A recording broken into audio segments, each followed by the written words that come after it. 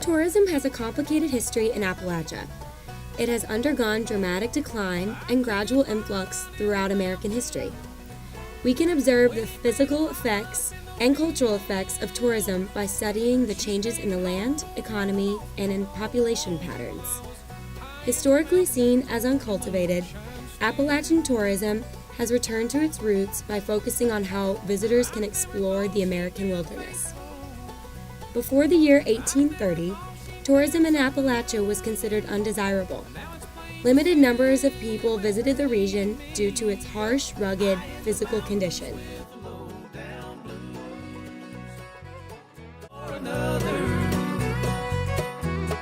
It's so much to lose, but I still got her memories and I still got the blues.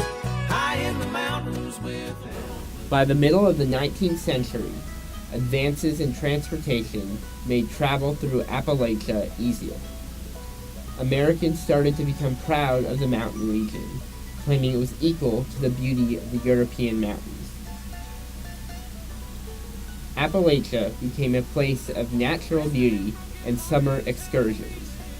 That said, the belief that Appalachians were different and backwards people remained a key part of popular dialogue. Throughout the 20th century, tourism intersected with politics.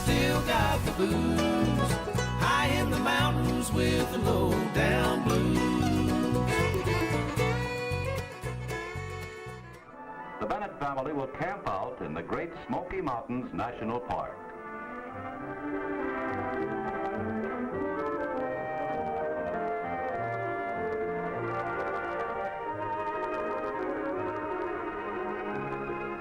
The Bennetts find they can enjoy the beauties of the park from the comfort of their car.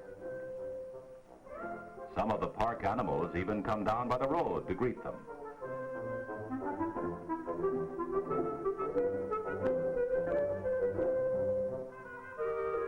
But the best way to get to know the mountains is to forsake the auto for the trail.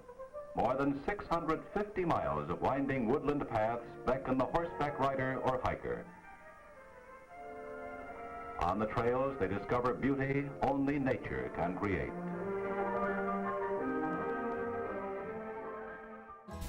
Meanwhile, towns like Gatlinburg, Pigeon Forge, and Berkeley Springs provide museums, foliage, and other family-owned businesses along Main Street that are symbols of a bygone past. Most tourists come to these towns for gracious hospitality. These tourists want to engage with Appalachian dance, storytelling,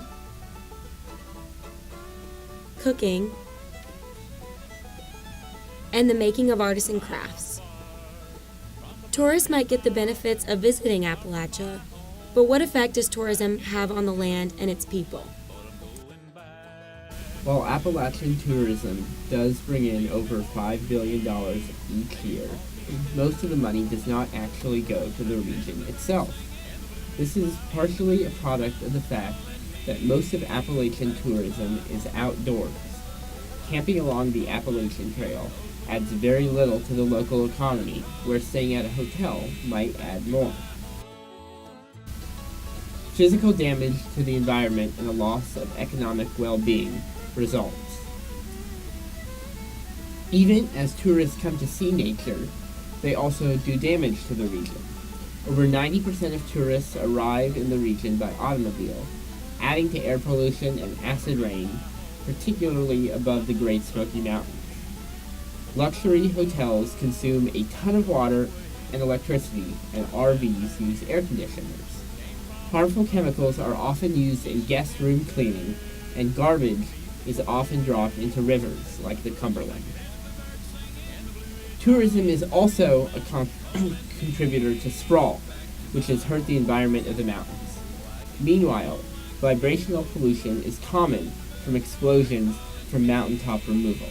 In a broader sense, tourists are also threatening the very reason why people would want to go to Appalachia, because of its difference and its beauty.